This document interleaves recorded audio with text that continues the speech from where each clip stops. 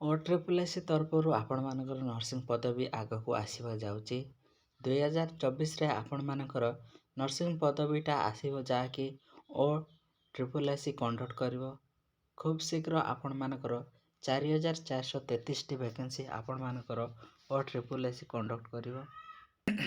ସେଥିରେ ଆପଣମାନେ ଯେଉଁ ନର୍ସିଂ ଅଫିସର ଭ୍ୟାକେନ୍ସି ପାଇଁ ଆପଣମାନେ ଅପେକ୍ଷା କରିଥିଲେ ତାର ଅନ୍ତ ଘଟିଯାଇଛି। ଖୁବ୍ ଶୀଘ୍ର ଆପଣମାନଙ୍କର ଇନଫର୍ମେସନ୍ ଡିପାର୍ଟମେଣ୍ଟ ତରଫରୁ ଆସିଛି ଏହି ନୋଟିଫିକେସନଟା ଯେ ଆପଣମାନଙ୍କର 4433ଟି ଭ୍ୟାକେନ୍ସି ନୂଆରେ ଆପଣମାନଙ୍କ ନର୍ସିଂ ଅଫିସର ପଦବୀ ସୃଷ୍ଟି କରାଯାଇଛି, ଯାହାକି ଆପଣମାନଙ୍କର ରୋଗୀ ସେବା ଏବଂ ନର୍ସିଂ ପରିଚାଳନା ପାଇଁ ଆଗକୁ ଯେମିତି ଅସୁବିଧା ନ ହୁଏ ତା ପାଇଁ ଆପଣମାନଙ୍କର ନର୍ସିଂ ପଦବୀ ଗୁଡ଼ାକ ବୃଦ୍ଧି କରାଯାଇଛି।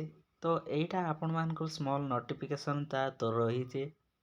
ଯେତେବେଳେ କଣ୍ଡକ୍ଟ କରିବ ସେତେବେଳେ ଆପଣମାନଙ୍କର ଅଫିସିଆଲ ନୋଟିଫିକେସନ OSSSC ବାହାର କରିବ। ସେତେବେଳେ ଯାଇକି ଆପଣମାନଙ୍କର ଏଇ ଡିଟେଲ୍ସ ଆପଣମାନଙ୍କର ଯେଉଁ ନର୍ସିଂ ଅଫିସର ପଦବୀ ରହିଛି ତାର ଡିଟେଲ୍ସ ସେତେବେଳେ ଆସିଯିବ ଏବଂ SOP ମଧ୍ୟ ସେତେବେଳେ ଆସିଯିବ। ସେ ପର୍ଯ୍ୟନ୍ତ ଆପଣମାନେ ଜାଣି ରଖନ୍ତୁ ଯେ ନର୍ସିଂ ଅଫିସର ପଦବୀ ଆପଣମାନେ 2026ରେ ଆସିଯିବ। ତ ଆପଣମାନେ ଯଦି ପଢ଼ିଛନ୍ତି କିମ୍ବା ଆପଣମାନେ ଅପେକ୍ଷା କରିଥିଲେ ତାର ଅନ୍ତ ଖୁବ୍ ଶୀଘ୍ର ଘଟିବ ଯେ ଆପଣମାନଙ୍କର ଏହି ପଦବୀଟା ସୃଷ୍ଟି କରାଯାଇଛି। ଖୁବ୍ ଶୀଘ୍ର ଆପଣମାନଙ୍କର SOP ଆସିଯିବ। ରହୁଛି, ଧନ୍ୟବାଦ, ଜୟ ଜଗନ୍ନାଥ।